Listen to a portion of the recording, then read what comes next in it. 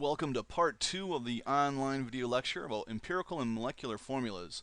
This time molecular formulas is going to be our focus. By the end of this lecture you should be able to take an empirical formula, a molar mass, and find the molecular formula of a compound, or an empirical formula and a percent composition and find a molecular mass. So let's get to it. How is molecular formula different than empirical formula? When empirical formula is the lowest whole number ratio of the elements in the compound, the molecular formula is the actual ratio of the elements to each other in the compound. So molecular formula is the actual ratio of the elements in a compound. If you remember in the last lecture I used diborane as an example. The empirical formula of diborane is BH3, but the molecular formula is B2H6. So if you actually were looking at a molecule of diborane, you would see 2 borane molecules and 6 hydrogen molecules like this. That's what the molecule actually looks like. So the molecular formula is the ratio of the elements that are actually in the molecule, in the compound. So for diborane, it's B2H6. Its empirical formula is BH3 because that's the smallest whole number ratio of the elements. The molecular formula is the actual ratio. And there could be other compounds that have the same empirical formula. For example, this happens with carbon compounds a lot. So there's a carbon compound C2H4. There's a carbon compound that's C3H6. There are a bunch of compounds. I read a 3 when I said C. That's weird. There are a bunch of compounds with the formula C4H8. And all of those compounds, all of them have the same empirical formula, CH2. That's the empirical formula for all of those. But their molecular formulas are different. So what you have to be able to do for this class is, if you're given like the first example I'm going to show you is, let's say you're given an empirical formula and a molar mass. You need to be able to calculate the molecular formula from that. So if you get an empirical formula and a molar mass, you have to be able to calculate the molecular formula. So this is empirical formula, this is molecular formula, and you have to be able to go like this.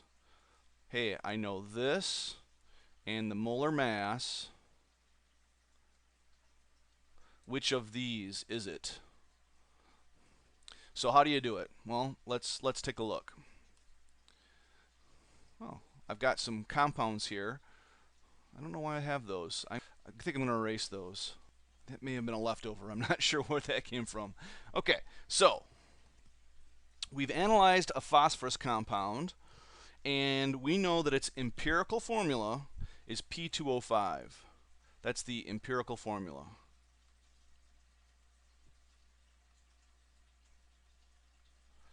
P2O5.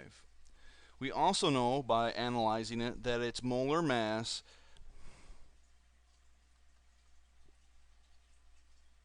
is 283.89 grams per mole.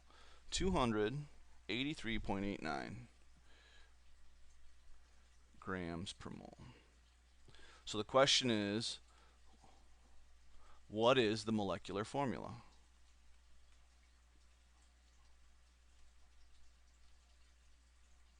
Okay, so here's how we do this.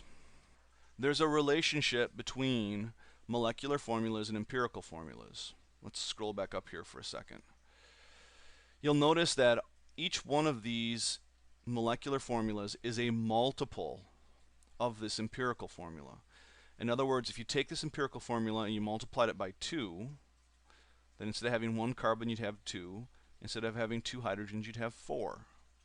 If you multiplied it by 3, instead of 1 carbon you have 3, instead of 2 hydrogens you have 6, and so forth. So the relationship is that you take an empirical formula, I'm going to abbreviate it EF, and you multiply it by some number, x, and that's going to equal a molecular formula. That's the relationship. So for the top molecular formula, the multiple x would be 2. For this middle one, it would be 3. For this bottom one, it would be 4.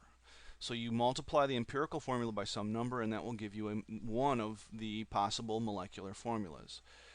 So what we need to find is this number right here. If we're trying to go from an empirical formula to a molecular formula, we need this multiple. How do we find it? Well, it also stands, this relationship also stands if you look at the mass. So if you look at the mass of the empirical formula and the mass of the molecular formula, they're also multiples of each other. And guess what? It's the same multiple. It's the same. So when we look at a problem like this, where are we going to start? We're going to start with the masses. We're going to start with the masses because we have the molar mass. This is the molar mass. This is the molar mass of the molecular formula right here. Right? This is the molar mass of the molecular formula. It was given to you in the problem. So all we need is we need the mass of the empirical formula, and we can do this use this little equation right here to find what our whole number multiple is. Oops. So our first task is to find the mass of our empirical formula. So we have P2O5, and you should remember how to calculate a molar mass. You basically just add everything up. So 2 phosphoruses and 5 oxygens. Let me grab the periodic table here for just a second. 1 phosphorus is 30.97. Now again, we're calculating the empirical formula mass. And to do that, we need to add up the molar masses of everything that's in the empirical formula. So, and now I just forgot the molar mass of phosphorus.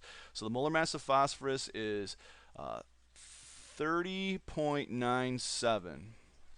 So I need 30.97 times 2 plus the molar mass of oxygen, which I know, 16.00 times 5. I need to add those together. So let me grab my calculator here. Let me clear out the remainder of this problem. 30.97 times 2. 61.94. 61.94. And I'm going to add the 5 oxygens to that. Let's see if we can do that without the calculator. So 6 times 5 is 30, so that would be 80.00. Alright. So let me clear this out. 61.94 plus 80. Probably could have done that without the calculator too, couldn't we? That was a pretty easy problem. 141.94 grams per mole. So that is the molar mass of the empirical formula of this compound, right? We took the number of each element and we multiplied their molar masses by it and added it up. And this is the empirical formulas, which was given to us in the problem. It's the empirical formulas mass. So now we know the empirical formula's mass and we know the molecular formula's mass. We need to find that number, that coefficient. So how do we do that? Well, we take the bigger one, which is 283.89, and we divide it by the smaller one, which is 141.94. If you've got good mental math skills, you can probably already see what that whole number is already. Let me just go ahead and divide it out. 283.89 divided by 141.99. And we get 1.999, which is extremely close to 2. So this is that whole number that we were talking about earlier that we used x to represent. This whole number, this one, this whole number right here that we used x to represent. And we said that that was equal to this whole number, which if you remember is what we used to go from the empirical formula to the molecular one. So if we got 2 for that, and our empirical formula is P2O5, all we have to do is take that 2 and multiply it to our empirical formula, P2O5. And what do we get? We get P4O10. And that is our molecular formula. That is the answer. It's our molecular formula. All right, now I know that seems like a lot. Once you practice it some, it's not that bad. Let's just kind of back up a little bit. Remember that to go from an empirical formula to a molecular one, you multiply the empirical formula by some whole number. We called it x. And that relationship holds for the mass of the empirical formula and the mass of the molecular formula as well. It's the same x. So if you're given an empirical formula and a molar mass, all you have to do is find the mass of the empirical formula, which we did right here, right? We found the mass of the empirical formula, P2O5's mass right there. And then all you have to do is take the larger mass, which in this case was the molecular mass, and divide it by the smaller mass, which was the empirical formula mass. And then that gave us a whole number, 2 in this case. And then that's your x. That's the factor that you use to go from your empirical to molecular formula. So we took our 2 and we multiplied it by the empirical formula, and that gave us our molecular formula. So that's how it's done. Now, one little snag you might hit is instead of being given the empirical formula, and this is kind of crummy, but sometimes instead of giving you the empirical formula, the problem will just give you like a percent composition. And so then what you have to do is actually calculate the empirical formula, then you find its mass, and then you can divide your 2 masses. And if you've forgotten how to calculate the empirical formula, you can refer back to the previous video where I go over that and show you how to do that. So that's it for molecular formula. That's how you can find a molecular formula from an empirical formula and a molar mass. Thanks for watching this video lecture, and as always, if you have any questions, feel free to ask in class.